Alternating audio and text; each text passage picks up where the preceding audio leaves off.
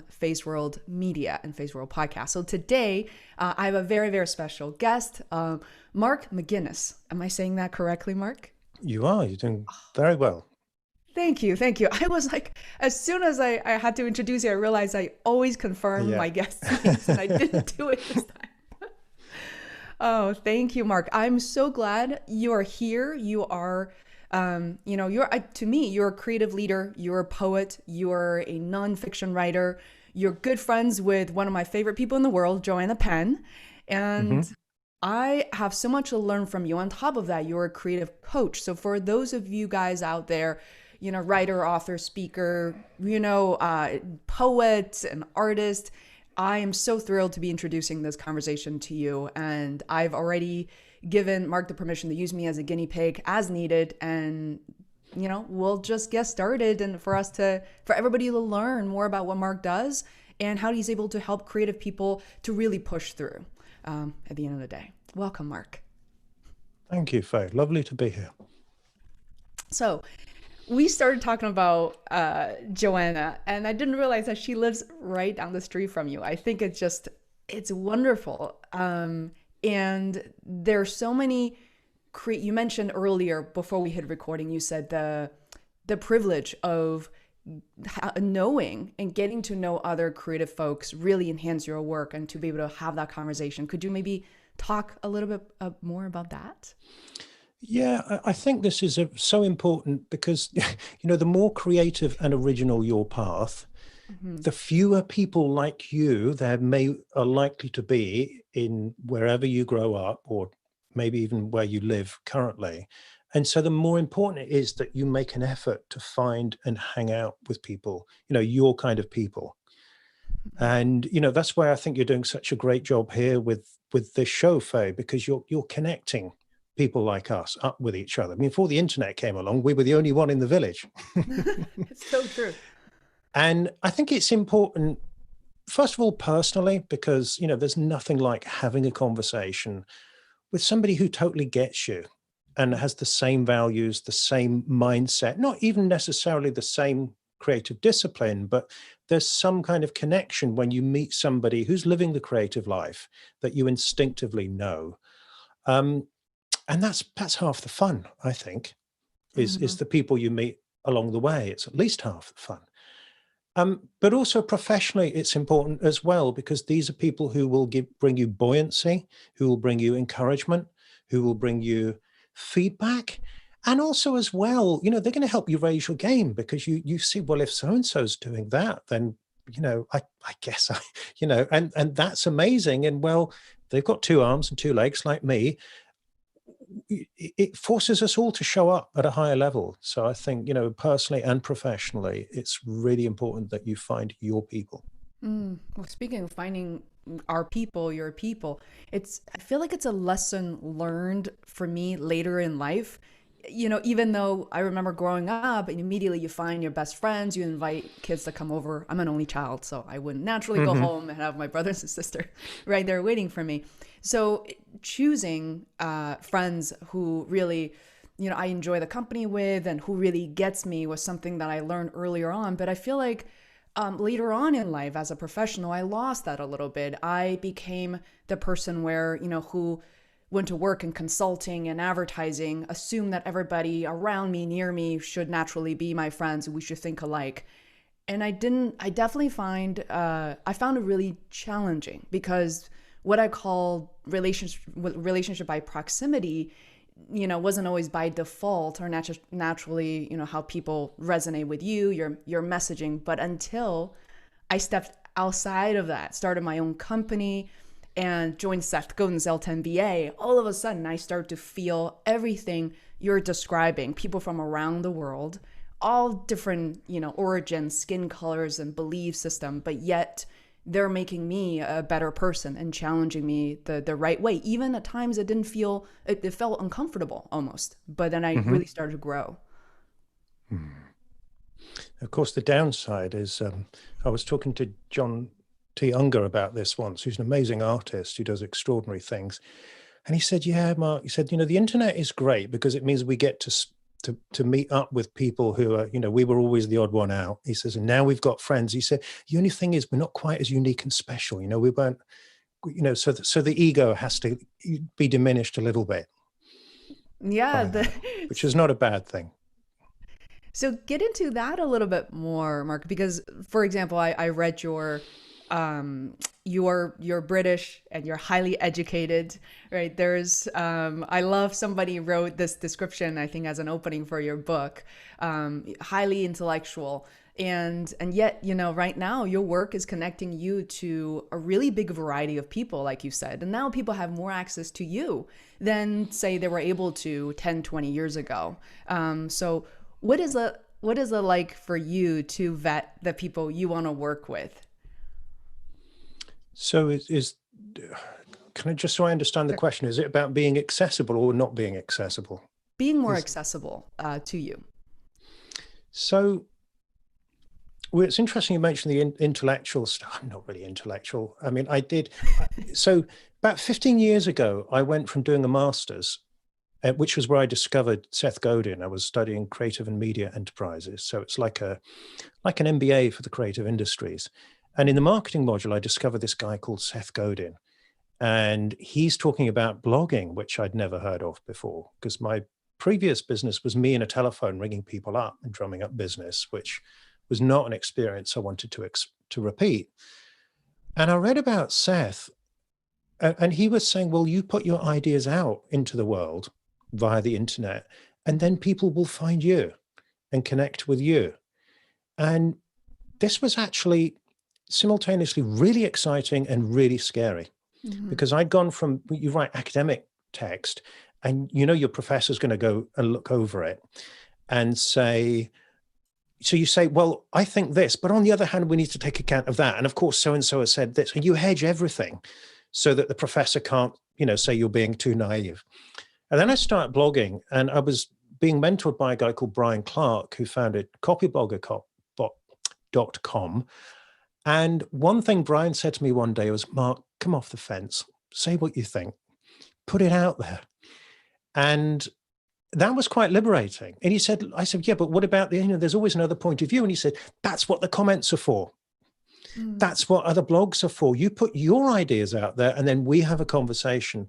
And actually that was really freeing and liberating and exciting and a little bit scary, because you never quite know what's going to come back. But overall, it's been one of the best things I ever did, was to actually, come out of the library and put the ideas out into the world and put them at service of people and say, well, look, here's something that could help you. When did you start blogging? I'm trying to calculate. 15 years ago. It was Valentine's Day 2006. And I do like to think that I took my wife out and we did something nice in the evening, that I didn't spend the whole day hunched over the blog. But I do remember it was that. I look back one day. And so blogging was kind of getting going then, but it wasn't widely used as a business tool. And I came across Brian's blog, copyblogger.com, and he was talking about how to use a blog to sell. And that was kind of heretical in those days. He got a lot of flack for it, but I was really curious about that. That was how I got. That really helped me with my development, about balancing putting stuff out there that's going to be helpful, but also being mindful that there's a business that I want it to be at the service of as well. I love where you're going with this. And because I started blogging right around 2014 when I started the podcast. And it's interesting. I always tell people, back then, people said, there's so many podcasts. English is not even your first language. You're a woman. Why would you want to start this? And it's so, everybody has a show already. And today people are like, oh my God, you've been podcasting for 6 years. That's incredible. So I'm so glad I did it, no matter how it made me feel terrible, very excited at times and terrible at times. I'm just so glad I did it and I put it out there. And I'm super interested in exploring the sort of the money and financial side of things related to our creative work. And I know you have a lot to say about that. But before we get there, I must say that when I interview someone who's not American, myself included, Joanna, you, and people from everywhere around the world, they they say that, you know what, Faye, this whole self-promotion thing, marketing thing is kind of not a thing outside of the US. At least it wasn't clearly that way 10, 15, 20 years ago. Whereas I feel like people outside of the US see most Americans to be very comfortable with self-promotion as a part of their education, part of their upbringing. Did you ever feel that friction or discomfort when talking about your work or even promoting your work? Are you kidding? I mean, I'm British, I'm introverted, and I'm a poet. So yes, absolutely.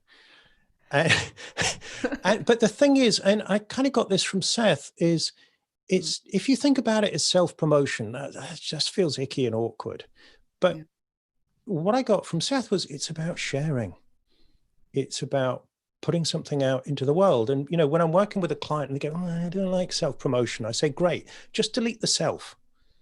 But if you're going to promote the work, promote the idea, promote the cause or the purpose, or, you know, really drill down into the big why you're doing this.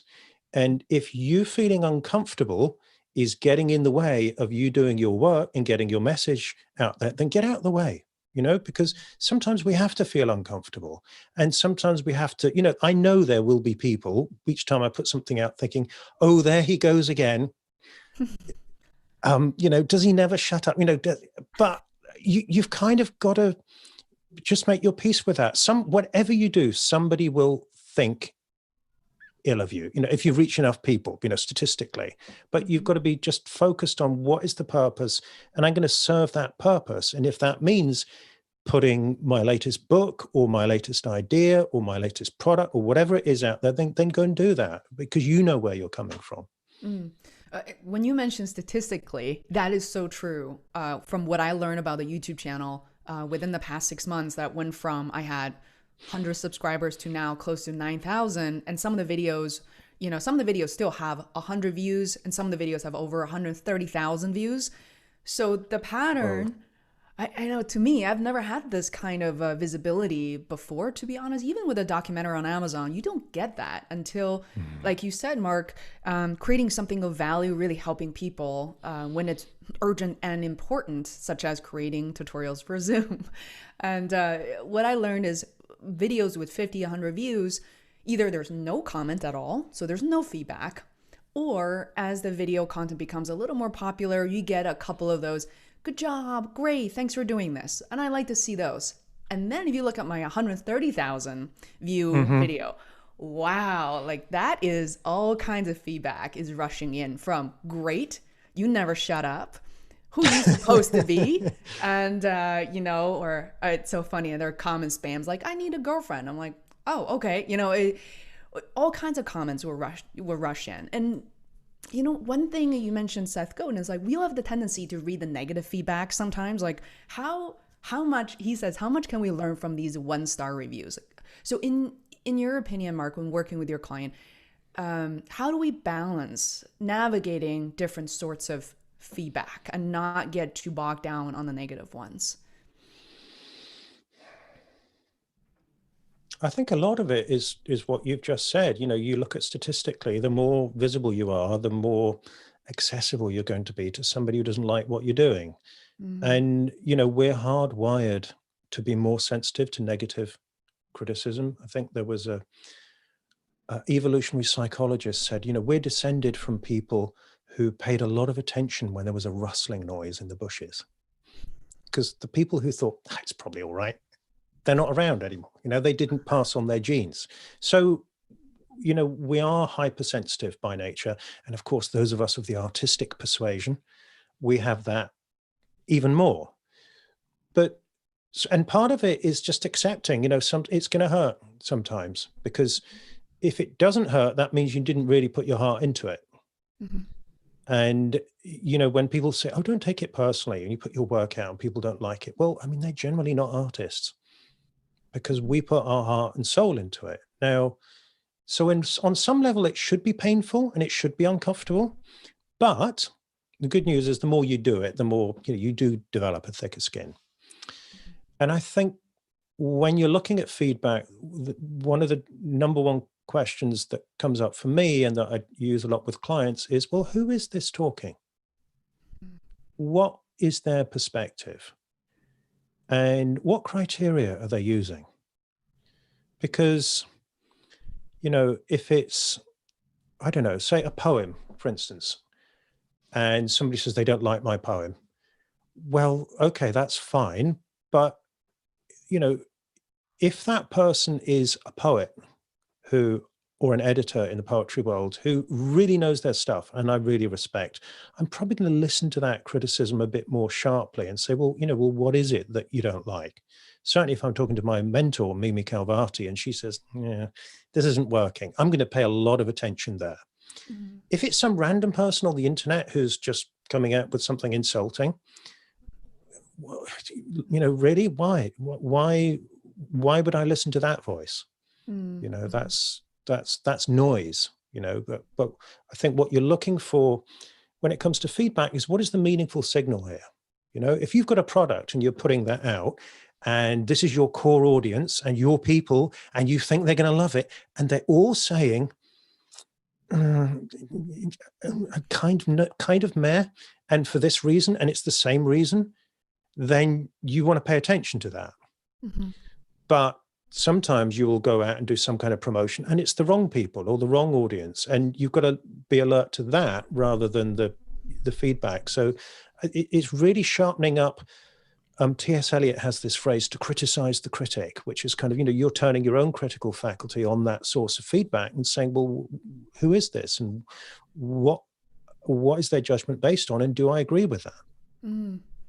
I love how you broke it down. And I think even though, I've spent 20 years in the US, and I notice when it comes to work life, working for corporate America, let's just say, there are a lot of courses and conversations around how to deal with difficult conversations, how to deal with feedback. I must say that, again, through Seth Godin's course and through talking to you just now, there are so many ways to dissect feedback. And specifically, I remember there was a session on how to give and how to receive feedback. And that was just super helpful to actually break it down and to really practice that too. I think as a creative person, there's so much of me reading a book and realize, oh, that's trivial or that's really apparent, to accepting feedback and sitting down in conversations with people and understand where they're coming from. And so that is really helpful. One thing, go ahead, Mark. I was going to say, I really think, the art of receiving feedback is something that we don't hear enough about.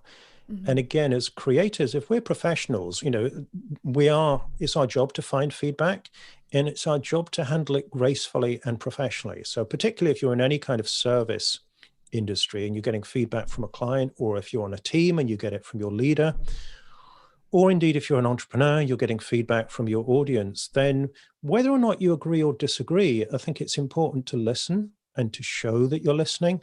And very often you're dealing with people who maybe don't have your training and don't have your skills and don't have your ability to dissect and analyze, and they don't necessarily know what they mean. Well, I don't like that color, but if you can stop and you say to them, okay, this is important, I really want to understand your perspective, even if you're bristling and you want to defend. Mm-hmm.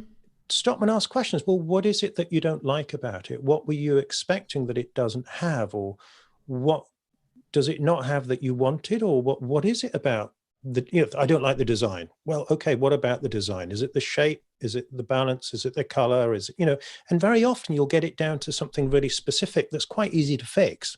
Mm-hmm, mm-hmm. Or they haven't really understood why that's important. So you might say, well, would you like to know why I've done it that way? And if you genuinely listen to them, they're more likely to give you a hearing, and you've got the chance to come to there. So I think having that neutral space of just listening before you defend, before or attack or run away, I think is so important. So I really, want to underline what you said about receiving feedback. This part, you just nailed it, because the biggest number one feedback I got from graduating from LMBA was that once Seth Godin's students kind of get dispersed into the real world after the program, everybody's biggest struggle is we're no longer around people who are just like us, who don't have the same training, who didn't go through LMBA. And that is Yeah. the biggest struggle, as you said, of, whoa, the conversations is lasting longer and feels less effective.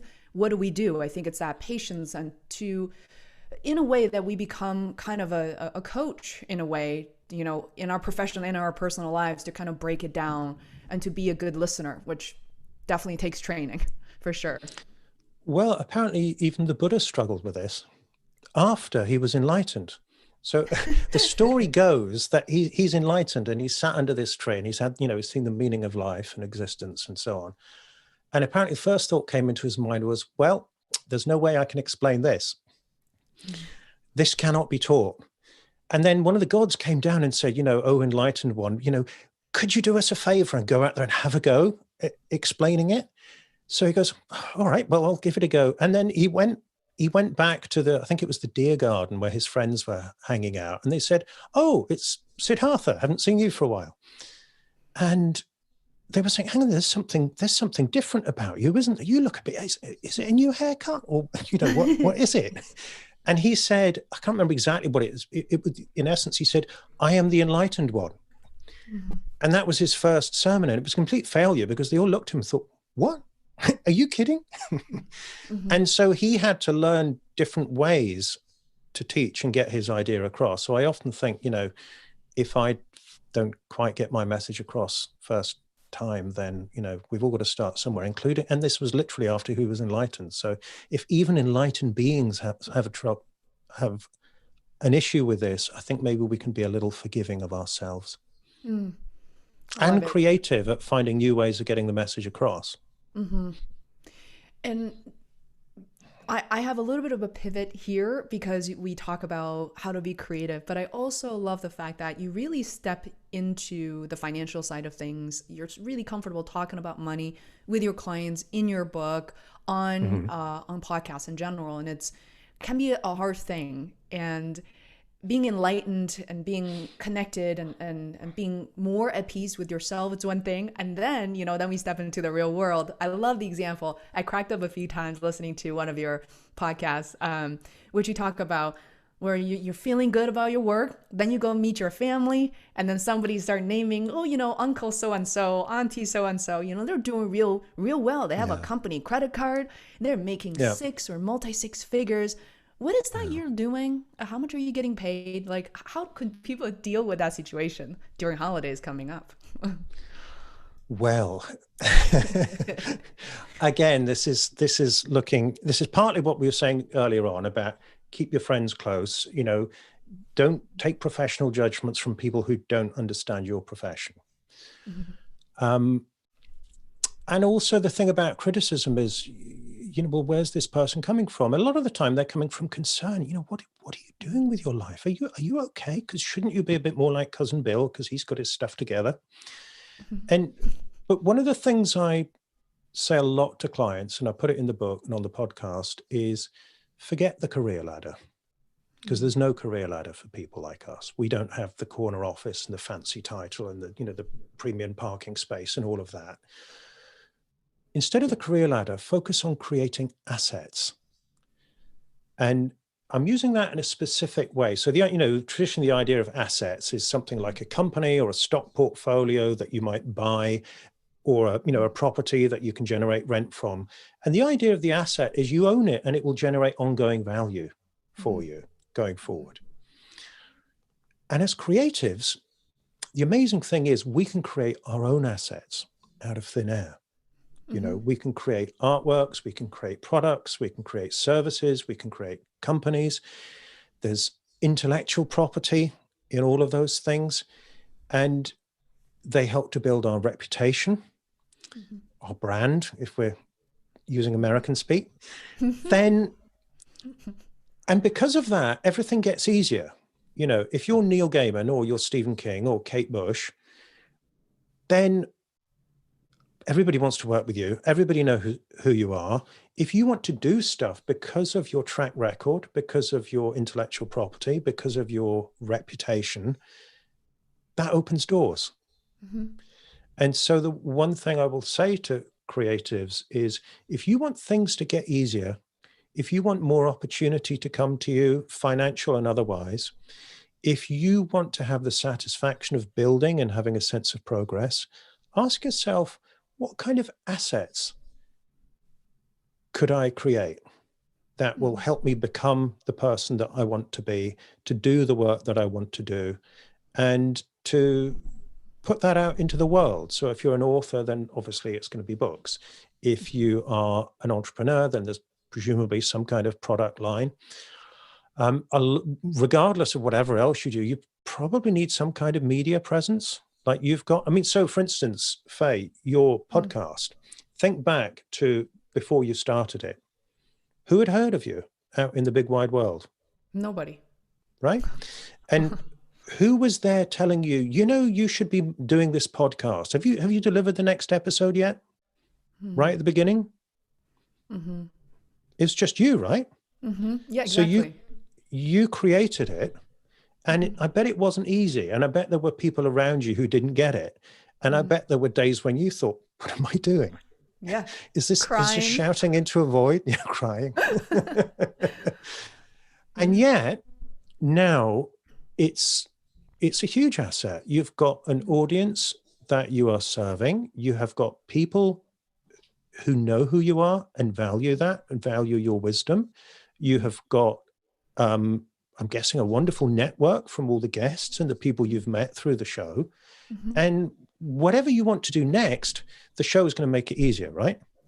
Everything. It just flows, right? And I know, Mark, you talk about energy, you talk about Tai Chi, and it's just that I think we talk about my ass on my documentary, but like you said, it's just part of the Feisworld assets, and it creates so much synergy and energy that just flows. And on days where I'm thinking, well, I don't need to do anything, and it just flows, the doors will open.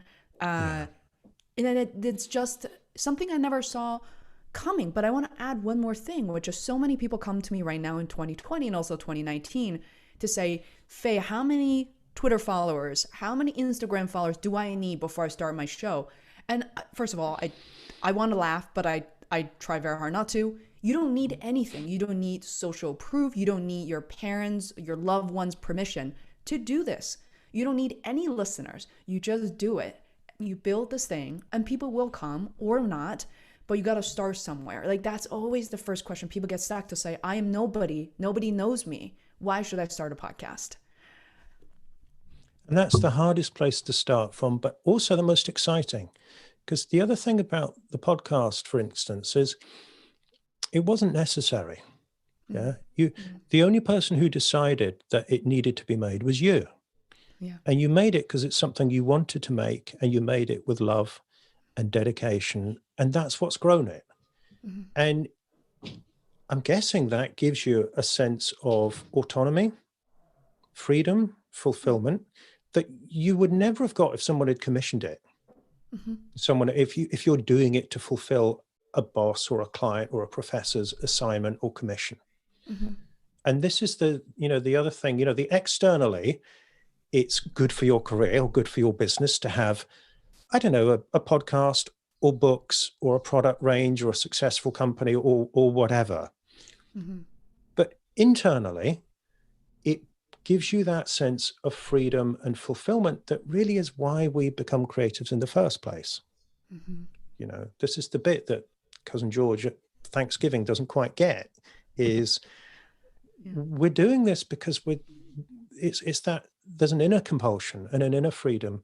And the lovely thing is, your first attempt may well not work out. I mean, my first year of blogging, I was floundering and I wasn't really getting traction, but I was convinced I was going to figure it out somehow. And eventually I did. But over time, that learning compounded. And so what I learned from writing that blog helped me launch a podcast, helped me launch books, helped me, my whole writing and thinking got a lot clearer just through that process of having to explain stuff to an audience and noticing when they didn't get it and then noticing when they did and kind of calibrating from that. So even if your first book isn't a bestseller, for instance, you learn so much from doing that. And the most important thing you learn is that you can create something out of nothing. And you've got that ability that so many people will be there to say, oh, isn't it amazing you wrote a book? Mm-hmm. And nobody, they're all there at the finish line, which is as it should be, but they're never there when you're starting out. So yeah, if you're in that place and you're feeling unsure, you're feeling scared, you're feeling maybe I'm too late, maybe everyone's already doing this or done this, Mm-hmm. just relish that feeling that this is the point where you start to create your own freedom. Mm. Creating your own freedom. I wish I actually gave this live stream this title. I might have to change that. But the creating the freedom, as you mentioned, to not really like separating us as creatives to people who enjoy climbing the corporate ladder.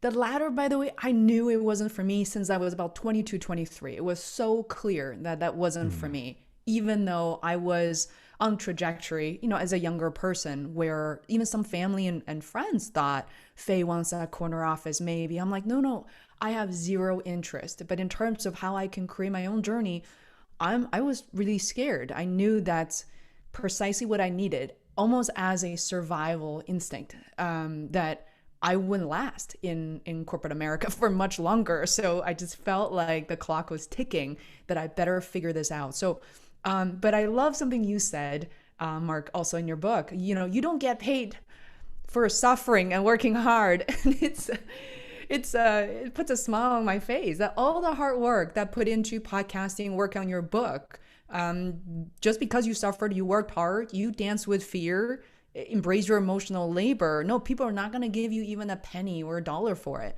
So, what was it like for you, going from blogging, seeing it not work out, to wow, seeing that this can actually be an opportunity? What was that journey like for you? It was exciting and also uncomfortable because there was a kind of a mismatch in my reality, because in my head this was going to be a success, and I was reading blogs and I was reading books and seeing people who were out there who were being successful at it. So one of my early inspirations was seeing Steve Pavlina's blog, and it had the tagline, "Personal development for smart people." And I remember thinking, and it was amazing. He was just writing all this stuff about articles about, productivity and waking up early and personal development, and just putting it out on the internet. And I thought, well, I could do personal development for creative people. Mm-hmm. And yet, so that was on the one hand, that was Brave New World. But on the other hand, like people going, Mark, are you sure you want to spend all that time on online? Because, and my ex-business partner, bless him, was like, Mark, that's valuable intellectual property. You should charge for that. Don't just give it away online. Mm-hmm. And I was like, yeah, but Seth Godin said, you leave the trail of breadcrumbs and it will come back. And he said, I never heard of Seth Godin. No, exactly. So many people haven't. And yet I was in that space. And also there were a lot of people, like the commercial blogging in those days was really based on AdSense. And I realized that didn't feel like that was a model that was going to work for me. I didn't see many coaches blogging. Mm-hmm. And yet I thought I could figure this out. And one thing, actually, I think I read this on Darren Rouse's blog, Pro Blogger, where he said, because it's easy to be intimidated with the people with the big subscribers. And in those days, blogs always used to have subscriber count on the homepage. And you go along and somebody's got 10,000 subscribers and I'd be like, I've got 23. But Darren said something. He said, look, don't compare yourself where you are now to where some blogger is who's been doing it for 3 years, 5 years, or whatever. Mm-hmm. Compare this month's stats with last month. Mm-hmm. And I did that, and I looked and I saw, well, say 50 people read the blog last month. Well, it's 70 this month.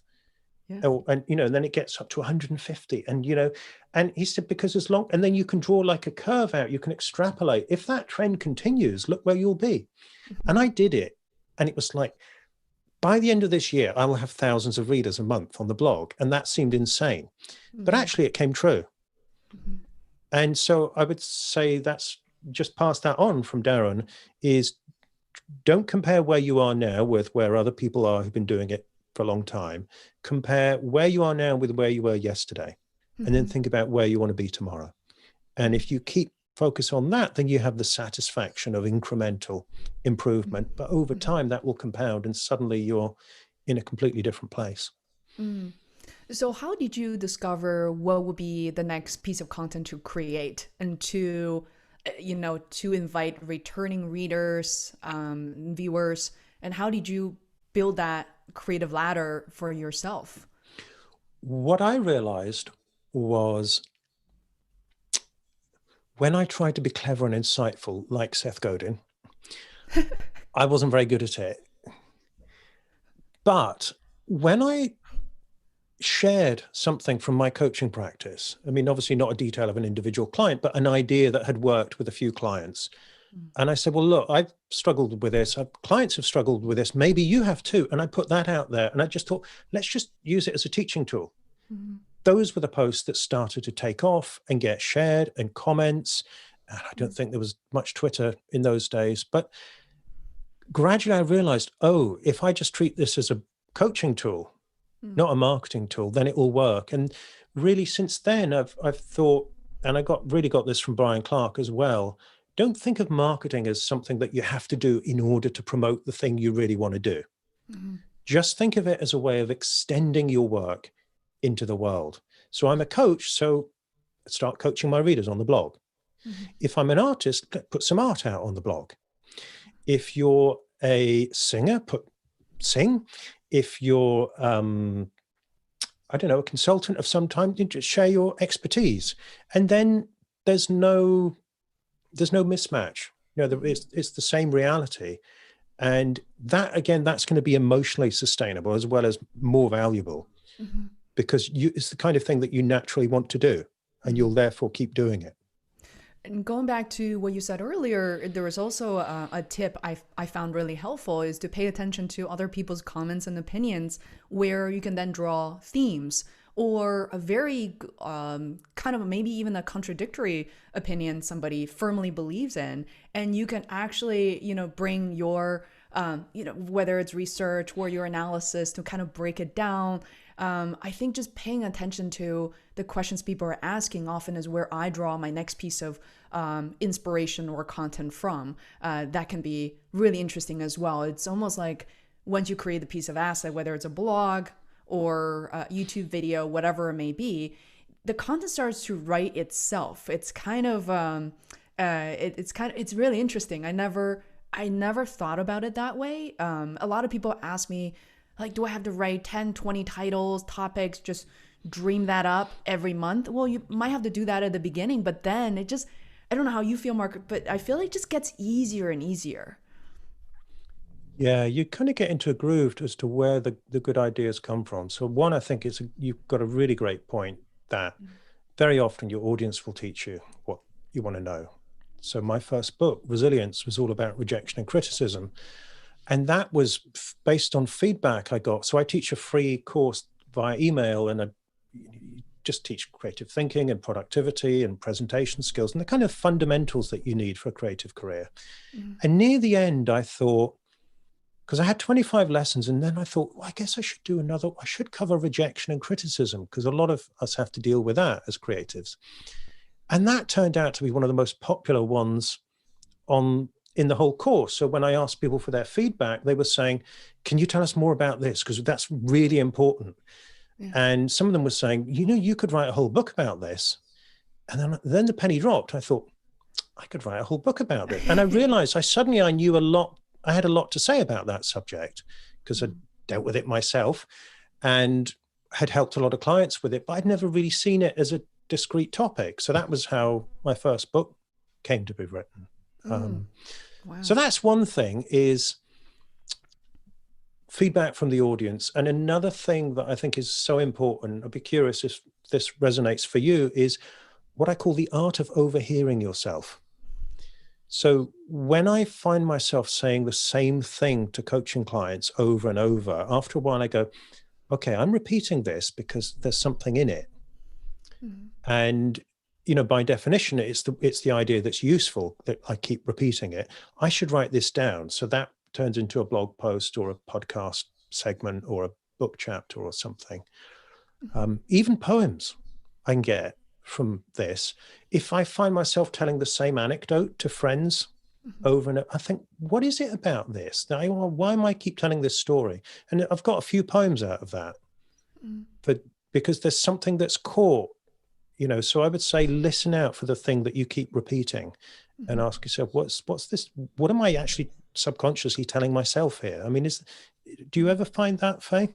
Yeah, as you were saying this, I'm already reflecting on the things that I talked to you about in this past 40 minutes or so, especially the Hmm. point where I explicitly said, "Oh, I've said this before," or, I've Right. used it's Yeah. crazy. And I've used the example and I repeat myself, even to people who want to start a podcast. You don't need any audience. I repeat these things all the time because I feel like I'm literally just a few steps ahead of some of the creatives who are just getting started. I really truly feel like I'm not Seth Godin, clearly I'm not Sarah Cooper. I'm just a few steps ahead of them. So I remember, not only I can see some of the mistakes they're making or some of the things that they're really doing right, even if they Hmm. don't themselves believe in, um, that it's really powerful. One one thing, Mark, you brought up is, one thing people struggle with and ask me is, okay, you deliver these email, you have, let's say, automation, you solve a problem over 25 emails and create leads. And then there's that point where you want to start selling something, whether it's a paid course or paid consulting service to help people really level up to, really reach their new epiphany, so to speak. So, how do you position yourself? How do you structure that message to start selling, to start charging? Because a lot of people's like, oh, money. Like, I want to do this for free, but I also need to get paid. It's just that transition. How do you message that, or how do you manage it? I think it's important to really be aware of where you're coming from in relation to this. And I got this from my coach, Palek Top, who is has a real masterful perspective on all of this. He said, if you're coming from the place where you're fearful or you're trying to take Mm-hmm. from your audience or your client or whoever it is, people pick that up and you don't feel authentic. But really what money represents in this context is commitment. And the more they invest, the more they will get out of it. I mean, we've all had the experience of buying something and then thinking, well, I spent the money, I should do the course, or I should use the gym equipment or the membership or whatever it is. And I think in a very real sense, you can get what you pay for. Mm-hmm. That if something is free, then that's fine, but you can get some value from it, but you get more value the more you invest. And money is just one way of investing. So the way I look at it is, I think, and this isn't necessarily for everybody, I'm thinking of the person that this is for, the person that this will really help. And Mm-hmm. I want to speak from a place of feeling, what can I give that person that will be even more valuable than the free stuff Mm-hmm. and that will come with a price tag? And, how can I make sure that they get more value than they're putting down in financial terms? And then the email or whatever it is tends to kind of write itself. Mm-hmm. Mm-hmm. It's there are a number of key points, but one is to actually give them more than what they paid for. That's Well, yeah, usually yeah, right. Oh, maybe it's $2,000, $5,000 to hire someone, but wow, that actually saved me so much time, headache, and now I'm just operating on a different plane altogether. And also for me to realize that for years I was offering my digital marketing advice for free to sometimes friends and family. It's part of the game. And I noticed that when you don't charge, some folks will find it, will not really take free advice very seriously. And they say they thank you for your time, for your expertise, but they're not executing there because it's free. yeah. Whereas recently, last year, my hourly rate went from 200, 250 to this year, I said, that's it. People come find me from YouTube, it's $300 an hour. And I noticed the drastic change of people taking notes. They're paying attention. They're watching the clock. Yeah. They're not rambling on. They get to the point really quickly. And here's the thing, Faye. What's it like for you as somebody who loves to serve, who loves to help, who really wants to see her advice taken so that people benefit. What's it like for you when you're on a call with somebody and you see how they show up at that level? They're very engaged. They're eager to learn, and it feels really good when, right, like developing empathy as a Yeah. creative person to realize to focus on what other people need. You create these solutions, but for people to engage with you, I mean, the feedback, exactly as you've written in your book, Mark, like people thrive and then they feel really energized at the end of that call and they're taking actions. You get to see the results. Granted, they might schedule another call and be like, I'm all broken again. I need more help, but they're not broken. Yeah, that's the feeling I get. Yeah. And so Yeah. what I'm hearing very strongly is you're there coming from that place of pure service, that you Mm-hmm. want to help, you want them to get to the benefit. And the way you structure that relationship, including the money, including you have this access to me, this is what you need to do in order to get it, Mm-hmm. that actually helps them. Mm-hmm. And when that penny drops, when you realize, oh, it's better for them if they pay, if they want X, because they Mm-hmm. will get more out of X, Mm-hmm. then there's no conflict. Mm-hmm. Yeah, it's very true. And they tell you, wow, that was half an hour for $150. I spent the entire weekend not finding the solution you just told me in 30 minutes. And, like exactly, just the time, the frustration is worth so much more. And if anybody's listening to this and thinking, well, I don't know about that, I would invite you to think about a time when you paid for something and it was the Mm-hmm. expensive version or the deluxe version or the bit more than you wanted to spend version, Mm-hmm. and you were delighted because you realized, oh, this is what first class service is really like, or this is what a really great product is really like, or this is what, I don't know, real diamonds look, whatever it was. Mm-hmm. And you see, that is the feeling that if you're providing real quality, that Mm-hmm. your customers, your clients can have. Mm-hmm. I can immediately think of a number of examples, and it stands out too for me as an immigrant. For living in this country for 20 years, for the first number of years being in college, we didn't spend money. Not just myself. I know other students, international students, who didn't spend money on anything. Really, Yeah. it's a lot of suffering, a lot of hard working stuff, and then until one day you become an entrepreneur, you said, I want to have that VIP access. I want to sit next to those people. I want to spend $3,000 on Seth Godin's L10BA, even though I have all his books, that I Yeah. can read again and again for free. But once you get dropped in that community and being connected to the right people, wow, I don't know what it's worth. In fact, I'm going to use, this is not even a metaphor, this is a reality. During Seth Godin's L10BA, I got hired by two people that I was in the same classroom or cohort in. Two people hired me, and I made, that was $10,000. A project came out during a 4-week L10BA session, and it continued from there since graduation. And then talking to Seth, he's like, "That's great. I'm glad to hear that." There's a lot of He emotions. probably gets that every day. Yeah. Yeah, And exactly. Yeah. look, if you're watching the video, watch Faye, because the way she's talking, the way you're talking about this, you can tell this was a transformative experience for you. Mm-hmm. That I'm picking up, it got a level of confidence and clarity that has stayed with you. Mm, That I yeah. can really see. You played big when you joined that group. Yeah, yeah, it did. But the expectation, I mean, I had high expectations, but Mm. even exceeded the expectation I had. I had this vague, um, kind of visual or like imagination about what could come out of that, best, worst case scenario. But it's what you end up learning from those experiences or, for example, people working with you. I don't think they have the full picture going in. And it's during working with you, coming out of that, they realize, wow, this is something. Yeah, Yeah. yeah. I mean, by definition, you can't. Mm-hmm. This is one thing I will say to when I actually start work with a client. One thing I say was, well, look, we're going to work on all the goals that you've told me about that you came for, but the number one thing we're going to work on is you. And this is the bit that it's really hard to describe up front, because what I'm looking for is that this is going to be life changing for you as a person. And by the time we're finishing, on some level, you've shifted your identity. You've stepped into a fuller version of yourself. You've discovered aspects of yourself that you haven't expressed up to this point. And of course, that's going to be a surprise. Yeah. So,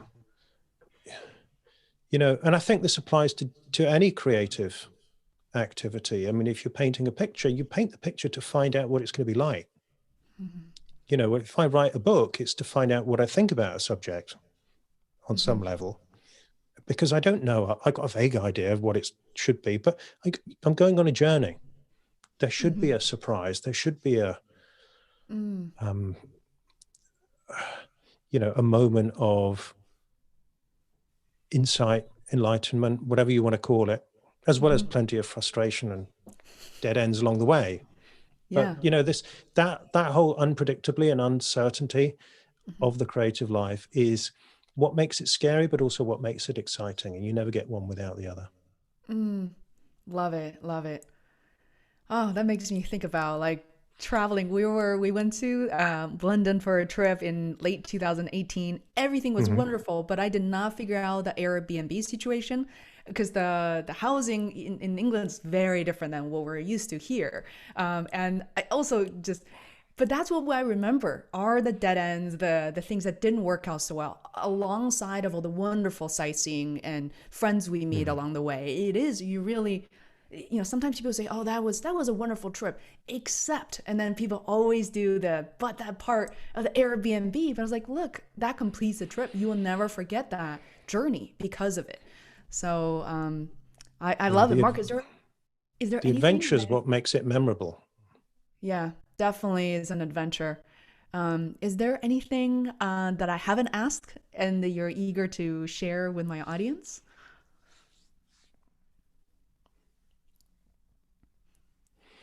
Nothing off the top of my head. Is there anything that you would like to get from this conversation that you haven't got yet? I love it.